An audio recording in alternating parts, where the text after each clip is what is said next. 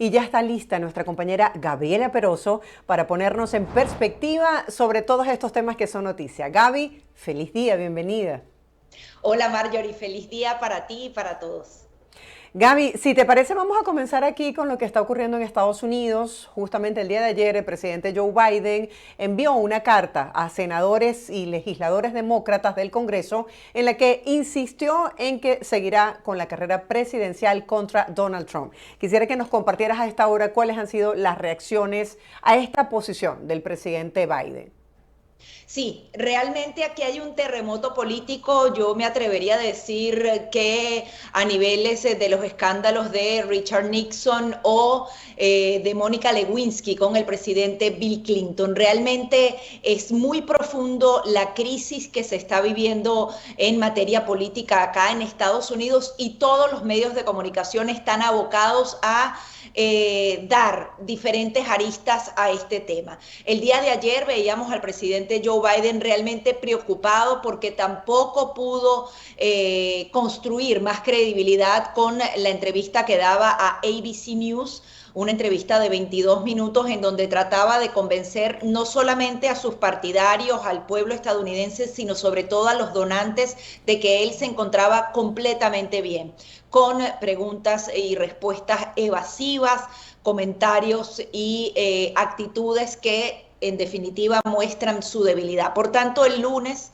el día de ayer amaneció, los medios utilizan la palabra agresivo en abordar a sus propios partidarios demócratas lanzando esta carta porque de manera pública ya hay al menos 3 legisladores que se han pronunciado y han dicho usted debe renunciar y darle paso a otro candidato, pero a puertas cerradas son cada vez más los legisladores o otros funcionarios electos que están preocupados y le dicen que debe renunciar. Entonces lanzó esta carta diciendo que tienen que estar unidos como partido, que nuevamente tienen que poner la atención en la figura de Donald Trump para poder vencerlo y tratando entonces de calmar las aguas. Y adicionalmente llamó de manera sorpresiva a The Morning Joe, que es un show matutino bastante visto acá en Estados Unidos, donde además lo han protegido muchísimo. Siempre el que es el conductor de este espacio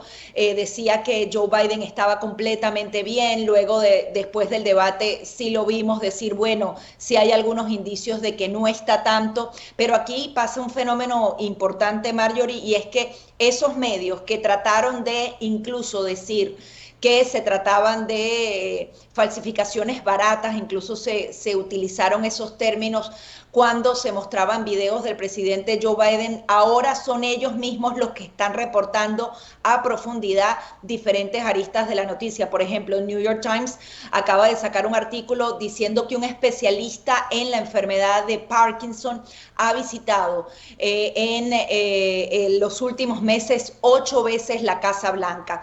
Inmediatamente los periodistas increparon a la secretaria de prensa diciendo de qué se trata estas visitas. La secretaria de prensa no quiso admitir las visitas, las admitió a medias, pero aseguró que no tenían nada que ver con el presidente. O realmente es muy preocupante lo que está pasando y vemos a un Joe Biden que creo que tiene a la mitad del partido en contra, porque por ejemplo decía específicamente en esa entrevista sorpresa en The Morning Joe, bueno, si no están de acuerdo con mi candidatura, rétenme en la convención. Recuerda que en la convención hay algunos mecanismos en donde a otros demócratas se podrían presentar. Quiero que me reten, que presenten entonces su candidatura. Entonces hay quienes señalan que él podría entonces estarse quedando solo. Hay algunos analistas que conocen muy bien el entorno más cercano de Joe Biden y dicen que, por ejemplo, figuras como Barack Obama insisten en que él debe hacerse a un lado para que el partido escoja a otra persona, y otros señalan a la propia familia del presidente como los principales impulsores de que él se quede en el poder. Así que es una situación bien compleja para el partido demócrata, porque no sabemos qué puede pasar. Normalmente él debería apartarse para que haya como una sucesión más suave. Sin embargo, ha insistido en que se queda y que él es el que puede hacer el trabajo. Y lo que más indican es él, cuando le dicen, puedes hacer el trabajo 4 años más, dicen, mira lo que he hecho en 40 años. Y dicen, no funciona así. No se trata de lo que hiciste hace 40 años, sino de lo que puedes hacer ahora. Y lo que más reclaman es ese análisis médico cognitivo, que es un examen específico que dura más de 4 horas, al que debería someterse, al que dijo no se va a someter. Se lo dijo al periodista de ABC porque dice que diariamente está sometido a ese tipo de exámenes. Lo que dicen los expertos es que no solamente él, sino el propio candidato republicano Donald Trump también debe someterse, y los dos darle al país esa seguridad de que están completamente en capacidades mentales y físicas para abordar el que llaman ellos el trabajo más difícil del mundo, que es justamente gobernar a Estados Unidos de América. Ahora, Gaby, antes de ese debate había una contienda bastante cerrada entre ambos candidatos. El presidente Biden, por un lado, dice que es el pueblo de Estados Unidos el que decide que él continúe o no su carrera para llegar nuevamente a la Casa Blanca, y que deberían tomar esto en cuenta dentro de las bases del partido como un fundamento de la democracia.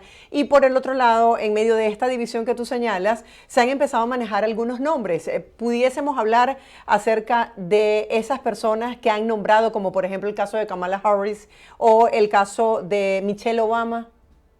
Sí, definitivamente. Hay varios nombres, pero no se escogieron con suficiente tiempo. Yo creo que allí es donde está el gran problema del Partido Demócrata. Hace un año ya se notaba la debilidad del actual presidente, pero hace un año decían que no había más nadie, no había nadie mejor que Joe Biden para vencer a Donald Trump, y no tomaron la decisión a tiempo. Yo creo que ahora sí están en un punto crítico porque ven que cada vez que el presidente Joe Biden aparece, hay más signos y más signos. Es decir, él no va a mejorar, su salud, su estado de salud no va a mejorar. Hemos visto cantidad de entrevistas de diferentes especialistas y dicen que simplemente es la naturaleza, pues el ser humano va decreciendo, y es parte de lo que le está pasando.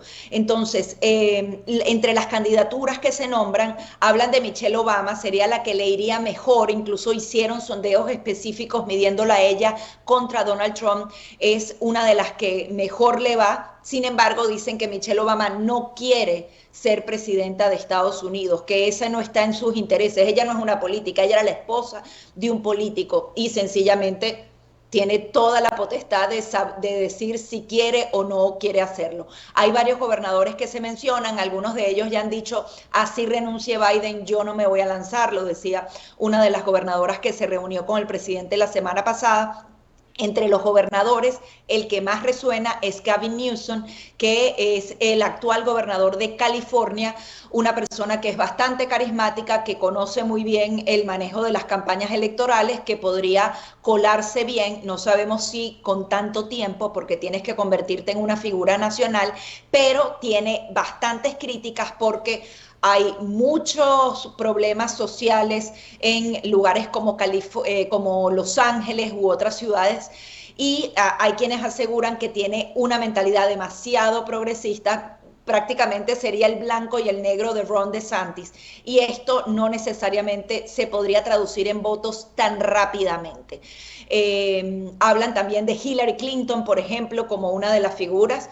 Hay quienes dicen que Hillary Clinton ya no se puede volver a lanzar, que ya lo ha hecho suficiente, está desde los tiempos enfrentándose a Barack Obama, y que no sería una figura fundamental. Aquí el tema es que se quedaron sin figuras, y Kamala Harris, que debía ser esa figura fácilmente intercambiable, porque para eso están los vicepresidentes, no es la figura que el Partido Demócrata necesita para vencer, para lograr una victoria en noviembre.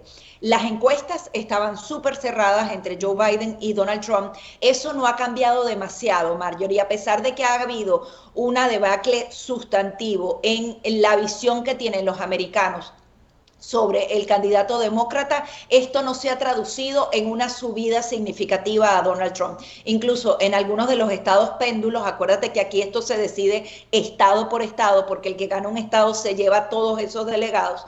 Entonces, todavía no ha habido un impacto significativo en el tema de la transferencia de votos de un candidato a otro. este está perdiendo credibilidad, pero no necesariamente se convierte en una ganancia a Donald Trump. Entonces hay que ver qué pueden hacer los demócratas, pero el punto fundamental no es solo lo que crea el pueblo estadounidense, sino lo que crean los donantes. Han habido reuniones de emergencia en Wall Street, en todo el mundo financiero, y muchos de ellos están diciendo: Joe Biden no puede ser el candidato, y cuando empiezas a perder el dinero de los donantes, allí se complica la situación. Ahora, Pero también tienes algo en contra. No puedes transferir fácilmente los fondos que le diste a la fórmula Biden-Harris a cualquier otro candidato. Entonces, realmente se encuentran en un juego trancado que vamos a ver si se soluciona ya con vistas a la convención demócrata, que sería a partir de mediados del mes de agosto, en donde definitivamente ya tienen que tomar decisiones. ahora, Gaby, en medio de todo este tsunami político que lo has descrito muy bien, ¿cómo está aprovechando este momento de debilidad de presidente Biden y del Partido Demócrata Donald Trump en el caso específico de Florida? Y quisiera que habláramos acerca de la importancia del voto latino en estas elecciones. Bueno, él lo está aprovechando manteniéndose en silencio. Incluso hablábamos con algunos analistas, lo hicimos en el programa Perspectivas, y hablaban de que él practicaba ese arte de la guerra, el arte de que si tu contrincante le está yendo mal, deja que le vaya mal a él solito y no pongas más leña al fuego. Donald Trump, si bien siempre ha bromeado con el tema de la edad de Joe Biden, en este punto en particular no ha agregado más leña a ese fuego porque le conviene. Incluso en el debate lo veíamos, él ha podido ser mucho más agresivo, y él solo colocaba caras, subía una ceja, para justamente dejar en evidencia al otro, decir: hoy no quiero ser noticia yo, sé tú con tu misma forma de actuar. Entonces, obviamente eso le está dando muchos más beneficios, pero hay quienes él tiene que transferir esos votos. ¿Y cómo es la manera de transferir esos votos? A través de propuestas, de promesas, de una estructura, un plan de gobierno. Hasta ahora Donald Trump ha estado criticando lo que se ha hecho y ha rememorado lo que él hizo, pero independientemente de esas dos cosas, igual es el pasado, tienes que presentar esa plataforma a futuro. Ayer en la tarde salió parte de lo que es la plataforma que va a ser presentada en la convención republicana, que empieza la semana que viene, y a partir de allí vamos entonces a estar viendo algunos puntos de lo que realmente es su propuesta para un nuevo gobierno. Con respecto a Florida y a los hispanos, somos importantísimos, son más de 33 millones de hispanos que están con la posibilidad de votar. No todos están inscritos, no todos lo hacen, pero el día de hoy, justamente a las 7 de la noche, el presidente Donald Trump tendrá un encuentro con esos hispanos, va a estar aquí en Miami, en uno de sus hoteles, y hay quienes rumoran, y eso sería fabuloso para los hispanos, que va a anunciar a su fórmula, a su vicepresidente. Y dicen que este evento se planificó muy a la apresurada, y dicen que quizás vaya a nombrar a Marco Rubio como su figura. Si eso es así, nos pone a los hispanos y a las minorías en una posición súper importante. Ese sería el punto culminante de lo importante que somos los latinos a la hora de votar en Estados Unidos, que él justamente escoja a un candidato hispano. No sabemos si es así porque hay otros candidatos, hay otro de las minorías como Tim Scott, que también resuena mucho, otras personas completamente americanas, hay quienes insisten en que él debe sumar a Nikki Haley, que él ha expresado que no le gusta a ella, pero ella es una figura que definitivamente le traería votos nuevos a su fórmula, tomando en cuenta que no tiene unos números espectaculares, siguen cerrados entre todas las candidaturas. Así que vamos a ver si pasa algo hoy a las 7 de la noche. Él tiene hasta el lunes que viene, que empieza la convención, para decir quién era el nominado. Decían que el nominado lo iba a dar la semana que viene, porque él tenía también el tema de la sentencia, que era este jueves, pero ya la sentencia fue aplazada porque hubo otra decisión de la Corte Suprema. O sea, es que pasan tantas cosas que bueno, pero él ahora está más relajado para dar ese nombre, y ojalá fuera Marco Rubio, porque estaríamos los latinos, tendríamos al primer vicepresidente hispano en la Casa Blanca. Ahora, ¿qué significa para los latinos? ¿Qué dicen las encuestas sobre el nivel de aceptación que tiene el candidato Donald Trump con ese discurso que muchos internacionalistas y analistas políticos en particular han calificado como anti-inmigrante? Bien, él suma la misma base con la que trajo cuando ganó la primera vez, Marjorie. Cuando él comenzó a hablar del muro y habló muy fuerte del pueblo mexicano, todo el mundo iba a pensar, los hispanos no van a votar por Trump. Y curiosamente o sorpresivamente, muchos comenzaron a apoyarlo. Por ejemplo, los cubanos, la mayoría apoya eso. Es decir, pasa un fenómeno dentro de los hispanos que mientras más duro eres con la migración, más apoyan a el candidato que sea más duro con la migración. Es decir, cuando él habla de deportaciones masivas, no necesariamente eso se convierte en un voto anti-Trump. A veces más bien afianza la votación de los migrantes que están dentro de Estados Unidos, los que ya han hecho vida acá. Algunos dicen que es porque yo tengo, no sé, 15 años esforzándome y trabajando aquí y ahora vienen estos migrantes y les regalan todo y viven en hoteles de lujo, y él utiliza ese tipo de frases para motivar ese tema. Así que no hay un impacto entre su discurso anti-inmigrante y que eso se convierta en un voto anti-republicano. Es una mezcla de muchas cosas que él logra aprovechar, pero la base todavía no está gigante como para que él gane sobrado. Entonces, él tiene que traer a nuevos grupos, capaz la figura de Marco Rubio. Tiene esa dureza migratoria, pero al final es un hispano que traería cosas distintas y cosas frescas a su coalición. Hay un tema ahí administrativo que los dos son del mismo estado y no se pueden inscribir.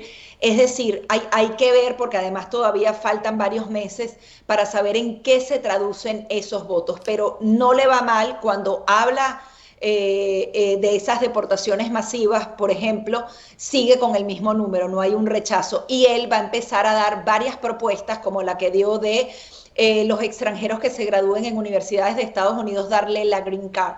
Él va a apostar a darle papeles a personas productivas para el país, y eso también puede traer muchos votos a favor porque de alguna manera premia la meritocracia o el esfuerzo de esos hispanos, esas minorías o los extranjeros en general aquí en Estados Unidos. Gaby, vamos a hacer la transición hacia Venezuela y lo que ha significado este exhorto que hizo hace unas semanas el gobierno de los Estados Unidos justamente al gobierno de Venezuela para que se den condiciones justas o garantías para el proceso electoral. ¿En qué ha quedado esto?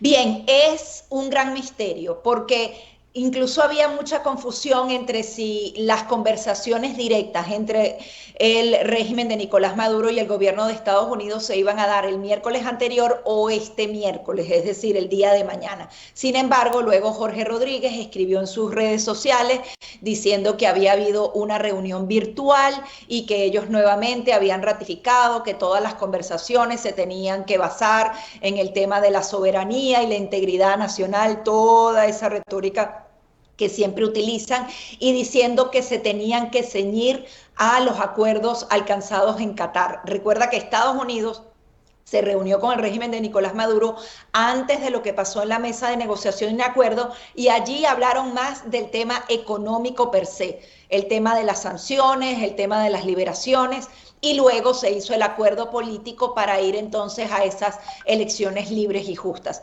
No tenemos nada que se parezca a eso. El fenómeno en la calle de la candidatura de Edmundo González es distinto, pero si tú analizas simplemente lo de Qatar y lo que sucedió en la mesa de negociación en el último trimestre de 2023, nada se ha cumplido. No se pudieron inscribir los jóvenes ni la gente en el extranjero, no hay observación internacional, no se ha cumplido nada. Sin embargo, ellos van a esa mesa de negociación a decir que bueno, que ellos van a analizar y quieren tener relaciones cordiales con Estados Unidos. A mí me parece siempre fundamental que Estados Unidos hable con ellos, porque allí le puede marcar las líneas amarillas, las líneas rojas, hasta dónde voy a permitir que te robes las elecciones, básicamente, porque aquí el tema es que Nicolás Maduro o se roba las elecciones descaradamente o permite que comience un proceso de transición, porque siempre hay que entenderlo, que no es que gana Edmundo González el 28 de julio y el 29 ya tenemos una Venezuela liberada. No, tiene todos los poderes en contra. Nicolás Maduro va a estar en el poder hasta enero del año siguiente. Es decir, hay demasiados elementos en contra, pero él tiene esas dos opciones: o se lo roba descarado o permite que esa victoria que ya se palpa en la calle suceda. No hay manera de que Nicolás Maduro empiece a ganar votos. Ahorita están publicando en Bloomberg que la inflación desde 2012 es de 1% y el mes pasado era de 1.5%. Es decir, durante todo este tiempo no pudiste bajar la inflación, pero la estás bajando de manera artificial ahorita que empezó la campaña y quedan 20 días para la elección. Eso lo que hace es ratificar que siempre has hecho lo que te dé la gana Ahora, para desmejorar la calidad de vida de los venezolanos. Gaby, Pero ellos van a intentar todo. un último tema ya para cerrar brevemente. En medio de este contexto en el que no se ha logrado este acuerdo, vemos esta noticia donde el gobierno de los Estados Unidos emitió una licencia para que Venezuela continúe las actividades de exportación de gas licuado de petróleo. ¿Qué significa esta noticia? Si bien es parte de lo que ya se había pactado en todas esas renovaciones, Marjorie, hemos hablado del tema de las sanciones. Recuerdan que decían que reimpusieron las sanciones, no las reimpusieron de manera definitiva. Había como un permiso súper general que prácticamente dejaba que todo funcionara. Y luego lo que hicieron fue reimponer esas sanciones y comenzar a hacer licencias específicas. Y entre esas licencias específicas también está el gas. La acaban de renovar hasta 2025 y entonces ahí lo colocan, bueno, que PDVSA no específicamente puede hacer trueques de productos derivados, pero al final el gas se libera. Realmente las sanciones fuertes que tenía Venezuela al día de hoy no existen, porque hay acuerdos individuales entre cada una de esas compañías americanas, europeas y de otros países para que haya ese comercio. Incluso parte de lo que tiene que ver con la bajada de la inflación es la venta masiva de dólares a través del Banco Central de Venezuela, que lo obtienen por la liberación de esas sanciones. Lo que quiere decir esa noticia es que no solo es la conversación que tuvieron el miércoles pasado, sino las que ya habían hecho en el pasado. El tema que también es que las sanciones, cuando no cumplen su cometido, al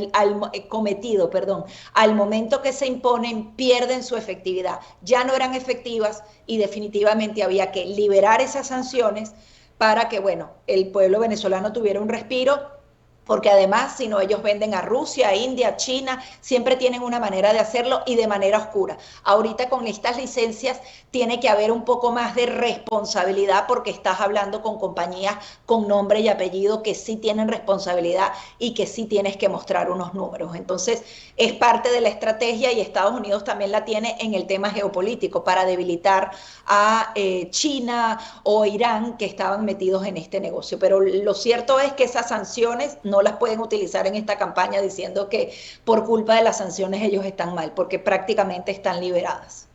Gracias, Gaby, por ponernos con la perspectiva periodística, el análisis oportuno de estos temas que son noticias, siguen siendo noticias y seguiremos analizando aquí en Buenos Días. Gracias por tu tiempo, feliz día. Sí, queda poquitico, Marjorie. Sí, Toda la gente menos de tiene que 20 estar días. involucrada y ayudar a por lo menos una persona a votar en Venezuela. Así Gracias. es.